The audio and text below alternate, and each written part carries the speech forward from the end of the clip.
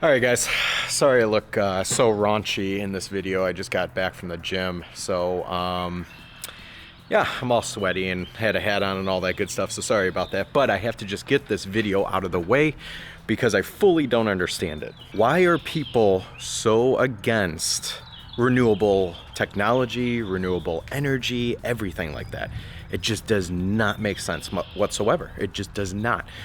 Is some of you know, I don't really watch the news or any of that stuff, but my God, I am constantly paying attention to renewable energy articles and different websites that specifically pertain to that because that's just my biggest interest and my minor actually in my degree. So you know what would be great is if you smash that like button and that subscribe button, because it really helps me build this channel up and it tells me that you guys actually like these videos, and it tells YouTube gods like, hey, give this guy some more views and maybe the algorithm will help him out, because that would help me out tremendously and that would be awesome because, you know, I like doing these things, but getting like no views would really suck, you know what I mean? So if you guys could hit that like button, I'd really appreciate it.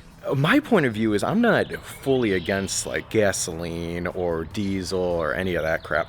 I'm really not. Like, I think there needs to be a slow process to get into different things, but why does it matter if another person decides to have a renewable energy car or mode of transportation and it pisses these people off that are just gung-ho about oil companies?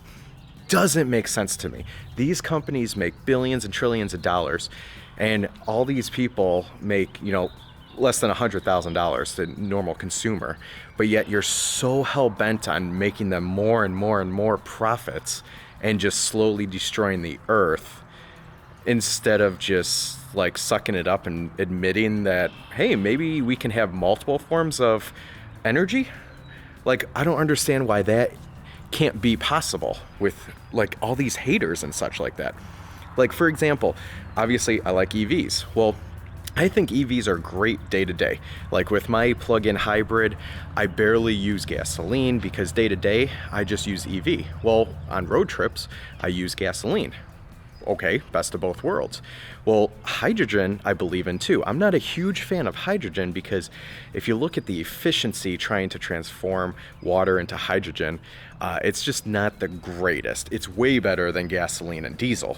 Don't get me wrong, it's just not as good as electric, you know, just spinning a generator to produce electricity. You know, now you're going from one form with hydrogen to another form to get electricity. Either way, we're getting to electricity to propel you forward.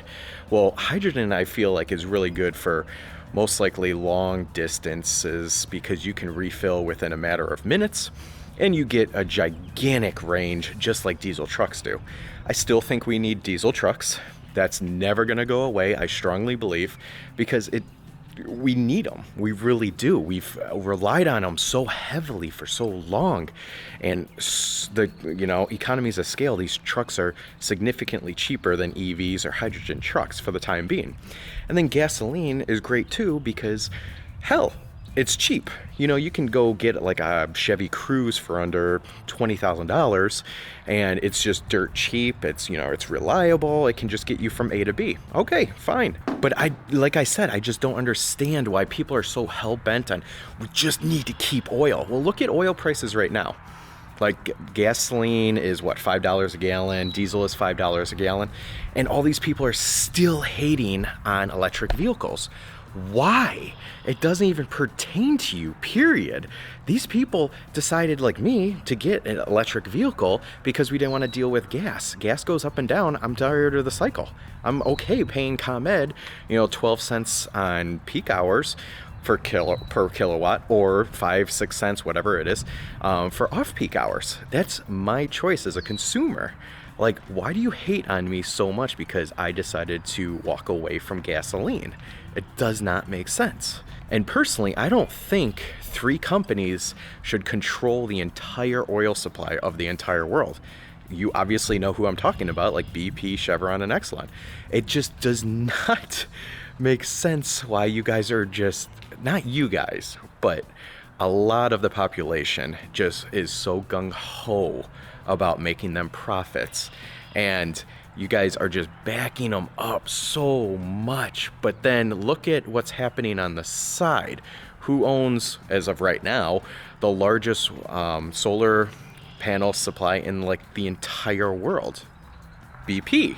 So they see the end coming, or maybe future profits, and they're starting to move towards that way. So while you guys are fighting for them, they're basically stabbing you in the back. And also, when you give all that power to just these three companies, they can control everything. It doesn't matter if there's a war going on. All three of them can just sit in a circle at a frickin' table and say, hey, how about we charge $200 per barrel of oil? What's going to stop them?